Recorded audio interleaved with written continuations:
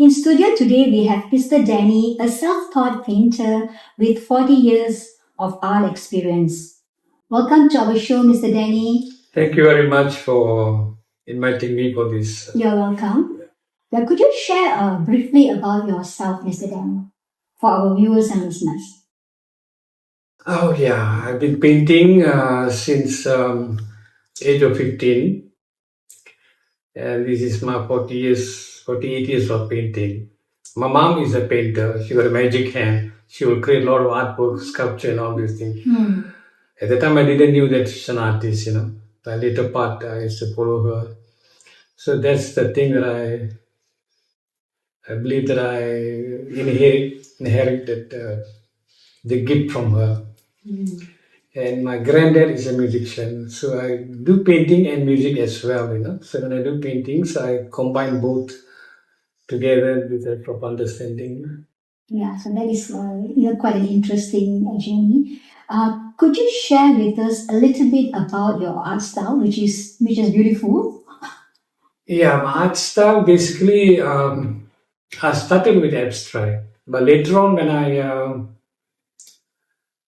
understood that abstract is quite advanced. We must have chronology on art abstract. So what I do right now is symbolic abstract and semi-abstract. Okay. So I think, being an artist, there's always a time of, evolving, that you keep changing, your art pattern and your art style. So today's topic is quite an interesting one. Our topic of discussion is about the role of color in art. So color itself holds as a powerful element in visual art, where different colors evoke different type of passion and interest, in an artist. So my question to you, Mr. Dany, why do you think color is such a powerful element in art? How will I say? It plays an important role because colors speak for itself. We have major and minor colors, Yeah. It can create emotions like a music, just like music. When you hear music, Agreed. we can feel that, the softness and things, so relax. So colors plays a part in an artist. So certain artists, they select their scheme of colors, Yeah. But there are artists that they don't really look into it. It's the instincts. The early days when I do painting, I didn't know knowledge of colors at all. So my instinct speaks, I feel nice about it, so I apply knowledge. Later on, when I did some studies and all this, I know color plays a part. Emotion, movement, create the atmosphere, kind of things. Yeah, I do agree with you that color is basically a visual language of expression for an artist, and it's also important for an artist to actually study the color palette a bit, so that they're able to bring the balance and harmony, the contrast and hues in the painting. So my next question is, how does your personal relationship with color influence your work? Like, which are the color that you actually conform to, and, there are certain colors that you like to play with. So could you share a little bit about that? What I would say, when I'm doing painting work, when I use green, I feel safe, Oh, okay. It's not that my favorite is green. Yeah.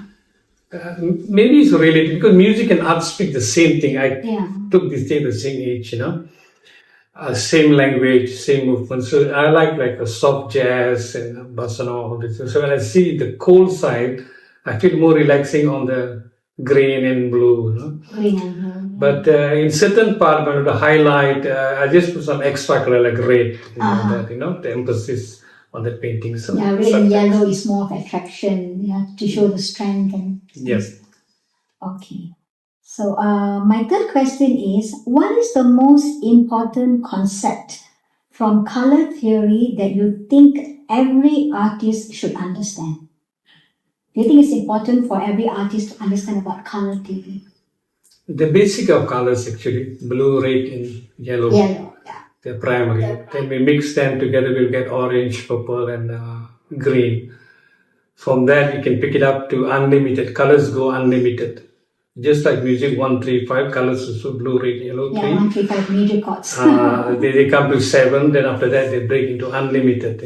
I think at this moment maybe registered colors about 8 or 900 registered colors. They name the colors like baby blue, sky blue, and all these things. Okay. But while we're mixing the colors, we can get different tones, Yeah, agree. So artists, like a beginners or whatever, we don't have to buy so much of color. Buy the basic colors, blue, red, yellow, with a white, and do your own experiment and see which color that relates to you, and you can do that. Yeah, this is a very interesting concept that you mentioned, that we do not have to buy so many colors. Yeah, because some artists, they want to buy all the colors. Yeah. But then if you have a standard color and you have an understanding about the color palette, as what you have mentioned, if you learn to mix it, then you're able get to the get colours. the variety Yes, of yes. colors. So my next question to you is, how do you as an experienced artist experiment with color and the results didn't turn out as you expected? Well, as a self-taught artist, at the early stage, I didn't have knowledge much about colors, So what I will do that when I somehow buy a set of colors, I do my own experiment. Mix this color and mix these colors and mix these colors, and what comes out, and what's the color that I feel it exciting to me. So I based on that kind of work, And if the color doesn't turn out the way I want, actually that doesn't mean what my way of doing is that when I do a painting or whatever, it doesn't turn out the way that I want, I'll take the advantage of that subject and turn it to a different concept, and it turns out good. So we should not get discouraged about we don't get what we want, but take the advantage of using the place as a platform, like a stepping stone for another level. So this is a very good advice, Mr. Dany, that if you're painting and you do not get the results that you expect, and then you need to be able to look at it in a different perspective and turn it around. Yep. So this has been a very fruitful discussion of this topic. So Mr. Dany, my next question to you is, being an artist for 48 years, can you share with us in Borat Seni, what is the most challenging experience that you have faced? Yeah, challenging, positive and negative. One thing, the opportunity, sometimes in my experience I've seen, it happens all the while. The artists, they will not give, opportunity, like that, guide you how to go about and all these things. So in my life, after I got married, I've been doing many years. I've been collecting. I don't survive by art at all. I was working in a social work with the HIV drug center. So painting is my passion. So I do without any expectation. I do it for myself. I'm a collector myself. So at the age of 40 something, when I got married, and the newspaper recognized my work. So they gave me a platform to as a Malaysian artist. That was a good thing, We were to sell about 20 over pieces, and I met some collectors and all these things. Challenges, another one, due to my sight when I did an operation many years ago, because I used to do a lot of sculptures and all this things, affected my eyes in the age of 21, 22. So I couldn't attend School of Arts anywhere.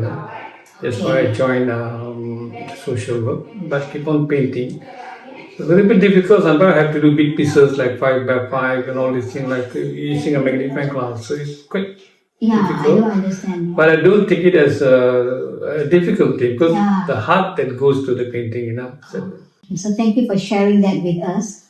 So I hope that your eyesight is better now, or is getting... Supposing I look at you, it's quite blur. Okay. Yeah, it seems quite blur. You can only see around maybe 2 feet like that. I see. But there's not been a problem with me. I don't think about it, neither speak about it, So it's been a normal things to me. Okay, so we have come to end of our session. My last question to you is, do you have any plans in the future?